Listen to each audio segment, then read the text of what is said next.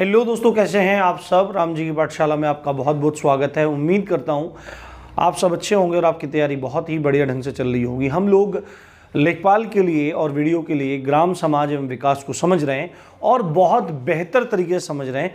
आप में से कुछ लोग कह रहे थे कि सर ऑब्जेक्टिव क्वेश्चन कराइए, तो कृपया करके जो इस सब्जेक्ट की गहरी समझ पाना चाहते हैं वो इस सब्जेक्ट को यहाँ पर पढ़ सकते हैं, अन्यथा आपको थोड़ा सा वेट करना होगा। हम ये पूरा टॉपिक ख़त्म करने के बाद फिर ऑब्जेक्टिव क्वेश्चन पे जाएंगे और उसके बाद ऑब्जेक्टिव टॉपिक्स को देख लेंगे। अगर मतलब आपको थोड़ा जल्दी है, कई बार माइंड इधर उधर चला जाता है एकदम, तो अगर आपको और जल्दी है तो बहुत सारे प्लेटफॉर्म हैं, आप वहाँ जाकर उन चीज़ों को देख सकते हैं। ठीक है, इतना अधीर होने की आपको आवश्यकता नहीं है। और एक बात मैं आपको बताता हूँ, यदि आप यहाँ से जिस तरह मैं आपको चीज़ें समझा रहा हूँ, ये अगर आप सिविल सर्विस देने वाले भी बंदे हैं, IAS या PCS का एग्ज़ाम आप देते हैं, सिविल सर्विस UPSC चाहे UPSC या कोई भी स्टेट PSC आप दे रहे हैं, तो वहाँ भी ये पूरी चीज़ें आपकी सब्जेक्टिविटी को बढ़ाने के लिए बहुत कारगर सिद्ध होंगी। तो मैंने आपको बताया था, हम लोग बहुत क्रम से डिस्कस करते हुए आ रहे हैं और मैंने बोला था कि डेली क्लास मिलेगी, तो अब से आपकी डेली क्लास शुरू हो जाएगी। हो सकता है आज क्लास थोड़ी छोटी हो, 15-20 मिनट की हो, पर मैं मैक्सिमम इसको 30 मिनट तक खींचूंगा। 30 मिनट से ज़्यादा लंबी क्लास में नहीं लेने वाला हूँ। ठीक है, तो आप पढ़ते रहिए, जितनी भी क्लास आए आप अच्छे से पढ़ते रहिए, आपको सब चीज़ें बेहतर तरीके से समझ में आ जाएंगी। अब देखो क्या चीज़ है, हम लोग बिल्कुल तरीके से पढ़ते आ रहे, तो अब हमने देखा कि ग्राम विकास का जो क्षेत्र है, मतलब स्कोप कहाँ कहाँ पे हैं रूरल डेवलपमेंट के, तो 4 हमने क्षेत्र बताए थे। पहला था कृषि एवं सहायक क्रियाएं, दूसरे थे ग्रामीण उद्योग, तीसरे थे आपके सामाजिक सेवाएं और चौथा था हमारा आधारभूत संरचनाएं, आधारभूत ढांचा। तो उनमें से आज हम लोग पहले स्तंभ को डिस्कस करने जा रहे हैं, जिसका नाम है कृषि एवं सहायक क्रियाएं, यानी एग्रीकल्चर एंड अलाइड एक्टिविटीज़। एक बार आप इसका स्क्रीनशॉट ले लीजिए, आपको सब चीज़ें मैं बहुत अच्छे से एक्सप्लेन करने वाला हूँ। आपके पास ये डेटा भी हो जाएगा और आपको चीज़ें पता भी लग जाएंगी। ठीक है, तो आज की क्लास में हम लोग डिस्कस करने वाले हैं इसके बारे में। साथ में कृषि क्यों पिछड़ी हुई है, क्या कारण है और क्या उसके निदान हो सकते हैं, कृषि एवं सहायक क्रियाओं के निदान क्या हो सकते हैं, सुझाव क्या हो सकते हैं, उपाय क्या हो सकते हैं, और कृषि संबंधी कुछ क्रांतियां जैसे नीली क्रांति, पीली क्रांति, हरी क्रांति, श्वेत क्रांति, रजत क्रांति, है ना, और सुनहरी क्रांति, तो ये कौन कौन से क्षेत्र से संबंधित हैं, इनको आज समझेंगे। तो बिना देरी किए चलिए हम शुरू करते हैं। देखो, आप सबको पता है, मैंने आपको कई बार बताया है कि जो भारत है वो गांवों का देश कहा जाता है। किसका? वो गांवों का देश कहा जाता है। और जो भारतीय अर्थव्यवस्था है वो असल मायने में अगर किसी चीज पर टिकी हुई है तो वो ग्रामीण अर्थव्यवस्था है। यानी कि भारतीय अर्थव्यवस्था का जो आधार है वह ग्रामीण अर्थव्यवस्था है। और ग्रामीण अर्थव्यवस्था के 4 प्रमुख स्तंभों में से एक प्रमुख स्तंभ है हमारा कृषि एवं उसकी सहायक क्रियाएं। कृषि तो आप समझते ही होंगे, खेती, एग्रीकल्चर, और कृषि के साथ साथ की जाने वाली और जो एक्टिविटीज़ हैं और जो कामकाज हैं उनको कृषि एवं सहायक क्रियाओं में हम लोग गिनते हैं। आप सबको एक बात पता होना चाहिए, जो हमारा देश है इसकी राष्ट्रीय आय में यदि हम कृषि एवं सहायक क्रियाओं का भाग देखें कि कितना योगदान दे रही है, कितना योगदान प्रदान कर रही है, तो वह है लगभग 15%। और आपको पता होना चाहिए कि कृषि प्रधान देश होने के बाद मात्र 15% का योगदान है, तो ये योगदान बहुत ज़्यादा कम है। और इसके बहुत सारे कारण हैं।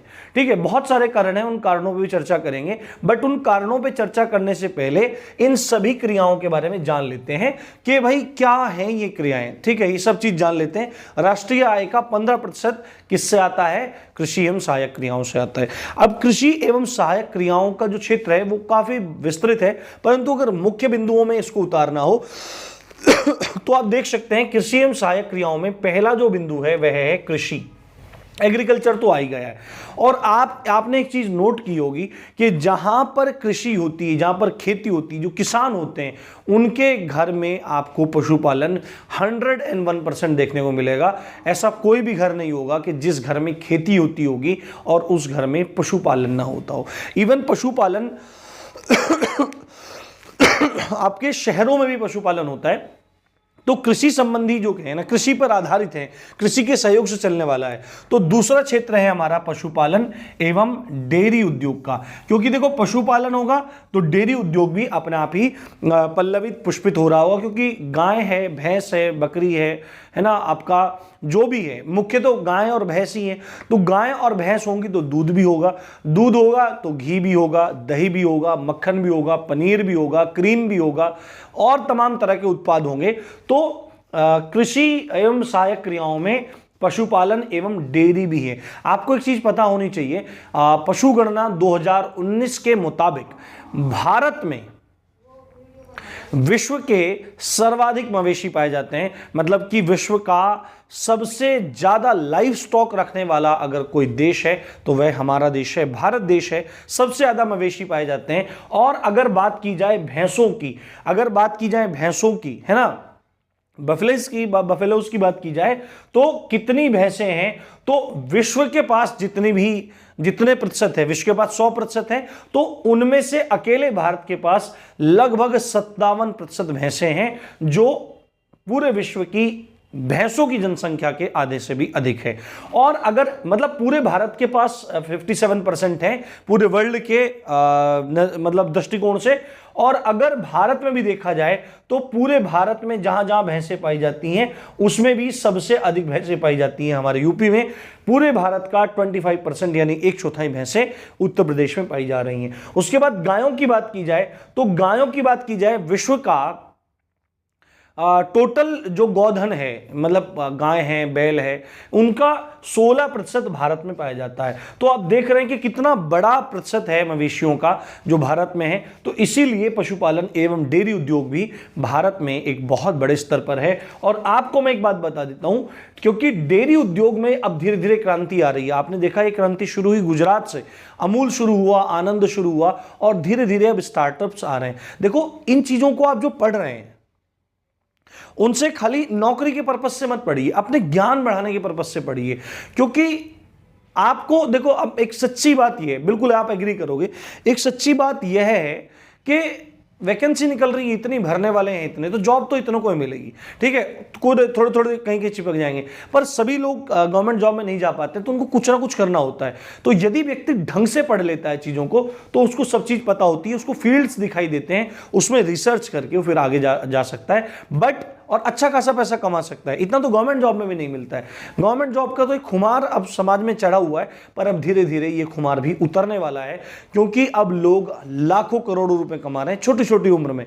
ठीक है, आपने MBA चाय वाला सुना होगा, एक चाय सुट्टा बार वाला होगा, केवल बेसिक कॉन्सेप्ट को एक अलग तरीके से लोगों के सामने पेश किया और कमा लिए 100 करोड़ रुपए। तो मतलब कितना दिमाग लगाने की बात है पूरा। तो आपको एक बात बताता हूं, दुग्ध उत्पादन में, मिल्क प्रोडक्शन में वर्ल्ड में पहले नंबर पर जो देश आता है वो हमारा ही देश आता है। जाहिर सी बात है, जब हमारे पास लाइव स्टॉक सबसे ज्यादा है तो दूध भी सबसे ज्यादा ही होगा। और आपको मैं एक बात बता देता हूं, भारत में दूध की जितनी खपत प्रतिदिन होती है उतना तो उत्पादन भी नहीं होता। बहुत सारा नकली दूध बनाया जाता है और बेचा जाता है। इसीलिए घर घर में गौपालन होना बहुत ज़रूरी है। क्योंकि आपको लगेगा कि गौपालन के बारे में बोल रहे हो, क्योंकि जो भारतीय नस्ल की गायें हैं उसके बारे में कभी मैं आपको डिटेल से चीज़ें बताऊंगा। हॉलैंड में क्या हुआ, हॉलैंड में बहुत सारे बच्चे बीमार रहने लगे, तो उसका कारण देखा गया जो हॉल्स्टन फ्रीजन थी या जो विदेशी नस्लों की गायें हैं, उन गायों के दूध का टाइप थोड़ा अलग रहा और तो उनसे बच्चों में बीमारियां पैदा हुई। तो उन्होंने देखा सोल्यूशन क्या है, तो उन सोल्यूशन देखा कि इंडियन जो ब्रीड हैं, जो भारतीय नस्ल की गायें हैं, जो देशी गायें जिनके ढांट होता है, उनका दूध अगर पिलाया जाए तो सब समस्याएं खत्म हो जाएंगी। जो जर्सी गायें हैं, जो होल्स्टन फ्रीजन होती है गायें और तमाम तरह की विदेशी जो गायें हैं, इनके दूध पीने से BP, शुगर और तमाम रोग उत्पन्न होने के चांसेस रहते हैं। बट भारतीय नस्ल की गाय के दूध पीने से कोई भी रोग यदि शरीर में रहता है तो उसके भी ठीक हो जाने के चांसेस बढ़ जाते हैं। ऐसे ही नहीं, भारतीय शास्त्रों में और मर्मज्ञों ने, आचार्यों ने भारतीय नस्ल की गौ के संवर्धन संरक्षण की बात कही है। इवन महात्मा गांधी जी ने भी आर्टिकल 48 में जो DPSP है उसमें भी भारतीय गौ वंश के संवर्धन और संरक्षण की बात की है और गौवध पर पूर्ण प्रतिबंध लगाने की बात की गई है। आपको आज सारी हकीकत मैं आपको बताऊंगा। ठीक है, अब आगे चलते हैं। तीसरा फील्ड है वानिकी, है ना, वानिकी, वन से शब्द बना है वानिकी, है ना, कि वनों का संरक्षण, उनका उनको लगाया जाना, वनों का संरक्षण, तो ये भी इसी फील्ड से संबंधित है, वानिकी, फॉरेस्ट्री। ठीक है, उससे साथ में जुड़ा हुआ है खनन एवं उत्खनन, ये भी कृषि से संबंधित ही है। इसके बाद एक बहुत इंपॉर्टेंट पार्ट है मुर्गी पालन, है ना, मुर्गी पालन जो हो रहा है, कुक्कुट पालन जो हो रहा है। अब कुक्कुट पालन, अब धीरे धीरे लोगों में अवेयरनेस आ रही है। कुक्कुट पालन से आपको क्या क्या प्राप्त हो सकता है? आपको अंडा प्राप्त हो रहा है, आपको मांस प्राप्त हो रहा है। लोग चिकन बहुत खा रहे हैं आजकल, मांसाहार लोगों में प्रवृत्ति अब बन गई है। पर आज हम इकोनॉमी के बेस से बात कर रहे हैं, तो यहां पे हम कुछ अलग बात नहीं करेंगे। और उसके बाद चूजा का उत्पादन भी हो रहा है। ठीक है, चूजा भी बन रहा है कि अगर अंडा नहीं ले जा रहा है, मांस नहीं ले जा रहा, तो चूजा ले जा भाई। ठीक है, तो मुर्गी पालन भी एक बहुत बड़ा क्षेत्र है। उसके बाद बागवानी एक बहुत बड़ा क्षेत्र है, नाम से पता लग रहा है, बागवानी, बाग लगाए जाते हैं। तो बागों से हमको क्या प्राप्त होता है? बागों से हमको प्राप्त होता है फल। ठीक है, अब जरूरी नहीं कि बाग फलदार वृक्षों के ही लगे, कई बार औषधीय गुण वाले पौधों को भी उगाया जाता है, उनसे हमको प्राप्त होता है औषधि। उनसे हमको क्या प्राप्त हो रहा है? औषधि प्राप्त हो रहा है। अगर रंग की बात करें, प्राकृतिक रंगों की बात करें, प्राकृतिक रंग भी प्राप्त होते हैं। और श्रृंगार का सामान भी बनाने के लिए जो नेचुरल इंग्रेडिएंट्स हैं, उनको भी बागवानी के द्वारा प्राप्त किया जा सकता है। उसके बाद अगला एक बहुत इंपॉर्टेंट एक कृषि सहायक क्रियाओं में मधुमक्खी पालन आता है ना, बी कीपिंग आप कह सकते हैं, मधुमक्खी पालन। और आपको पता होना चाहिए मधुमक्खी पालन से क्या क्या प्राप्त हो रहा है। शहद प्राप्त हो रहा है और मुख्यतः मोम प्राप्त हो रहा है। ठीक है, मोम प्राप्त हो रहा है, शहद प्राप्त हो रहा है, तो भरमार है, आज डिमांड है मतलब मार्केट में।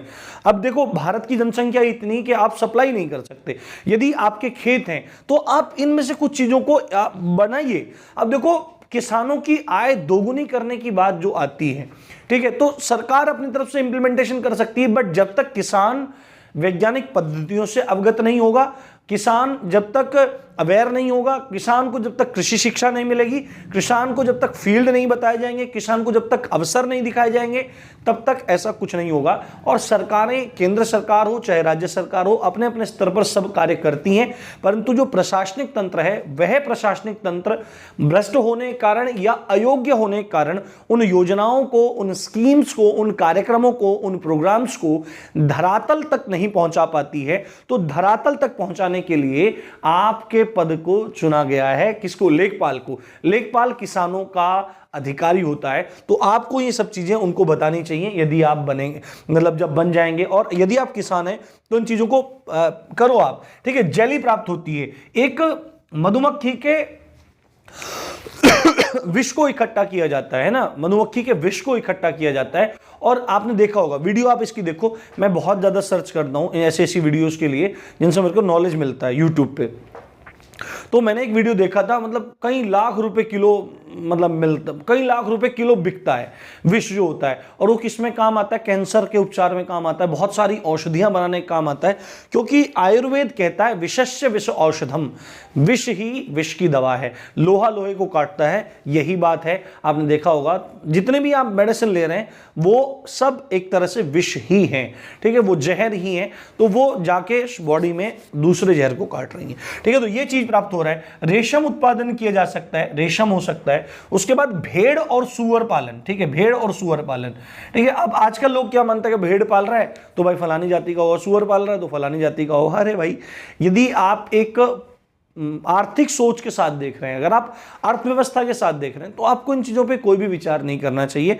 और समाज को धीरे धीरे डेवलप होना पड़ेगा यदि उनको आर्थिक रूप से संपन्न होना है, नहीं तो अपने आप को ऐसे ही जिंदगी बर्बाद करते हैं। अब एक किसान देखो कितने सारे काम कर सकता है। देखो किसान, मैं बताता हूं, किसान इनमें से मैक्सिमम काम कर सकता है। पशुपालन एंड डेयरी वाला काम कर सकता है, चलो माना, वानिकी नहीं कर सकता, खनन नहीं कर सकता, मुर्गी पालन भी कर सकता है, मधुमक्खी पालन भी कर सकता है, बागवानी कर सकता है, भेड़ और सुअर पालन भी कर सकता है। और अगला पॉइंट हमारा आएगा गोबर गैस एवं खाद। फ्री का काम है, जब पशु उधर होंगे, ठीक है, तो गोबर भी बनेगा, और गोबर बनेगा तो उसका प्लांट होना चाहिए, गोबर गैस बनेगी, अपने घर का तो कम से कम उसका खर्चा निकलेगा। ठीक है, और जो खाद बने, जो मतलब वेस्ट रह जाएगा, उसमें केंचुआ छोड़ दो, बहुत बढ़िया सुंदर खाद बन के तैयार होगा।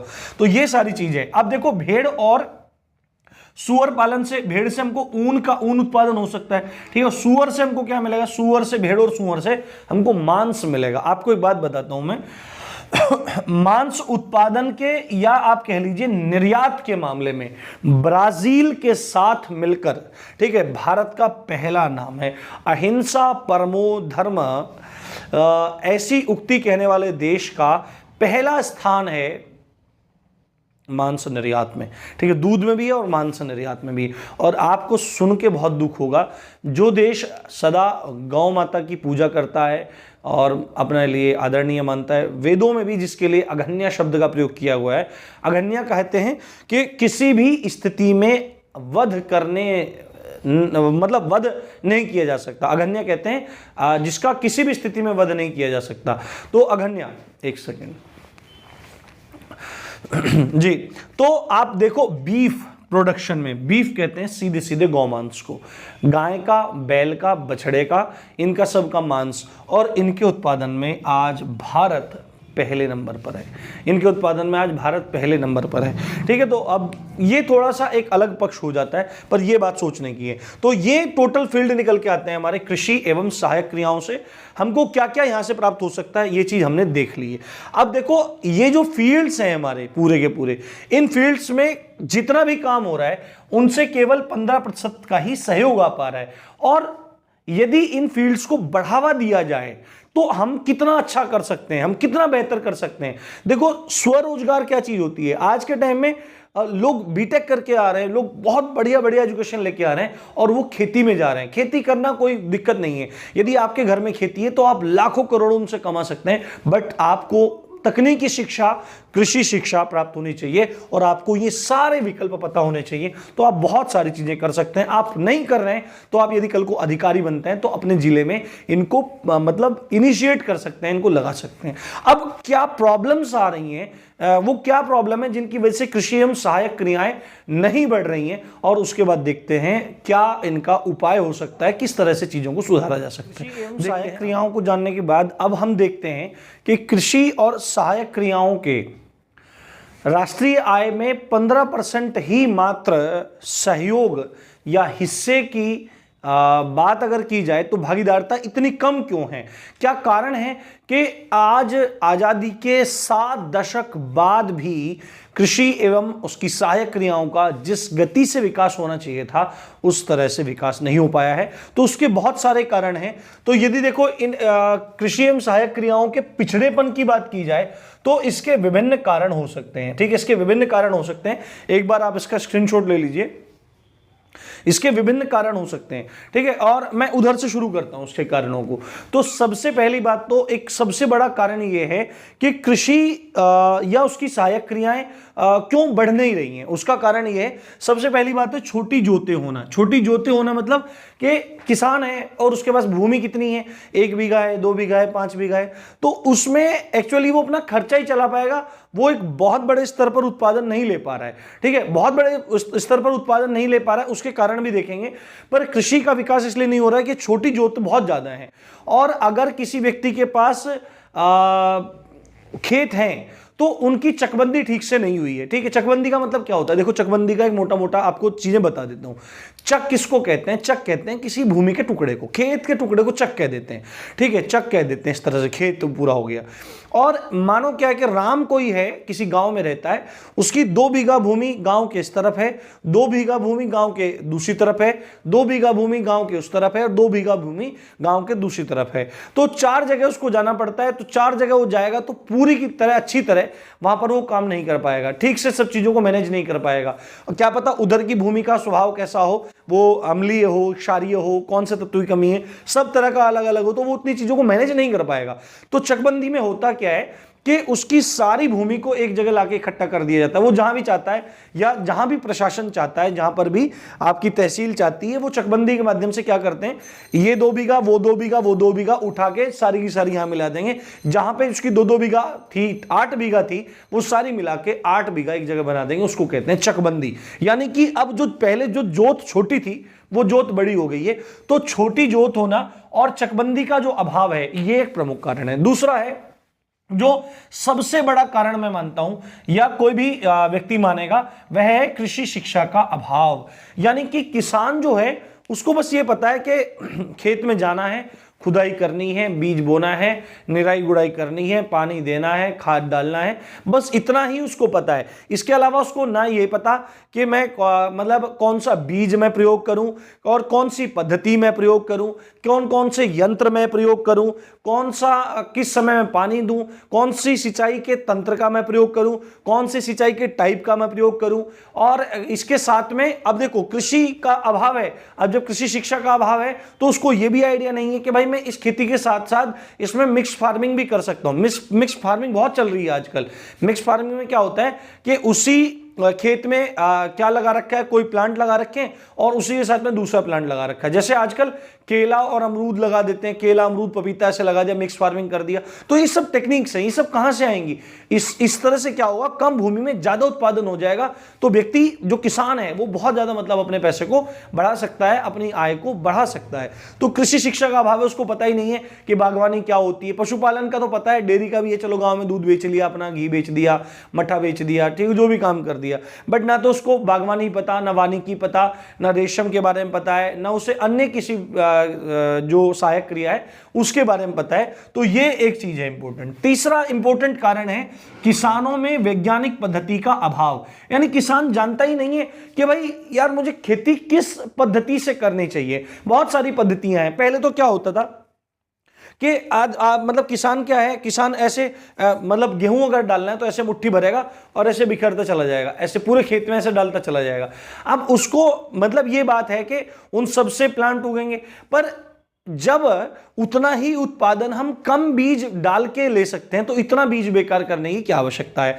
तो आज के टाइम में नई नई पद्धतियां आ रही हैं कि आप बीज को ऐसे रोपते चले जाएं। तो ये वैज्ञानिक पद्धतियां हैं, सिंचाई की वैज्ञानिक पद्धतियां हैं, ठीक है, और मतलब तमाम तरह की वैज्ञानिक पद्धतियां हैं जिनसे उत्पादन को बढ़ाया जा सकता है, कम खर्चे में ज्यादा लागत, मतलब कम लागत में ज्यादा लाभ लिया जा सकता है। 1960 के दशक में हरित क्रांति, 1960 में हरित क्रांति चालू हुई और हरित क्रांति का जो प्रभाव देखने को मिला, कहां मिला?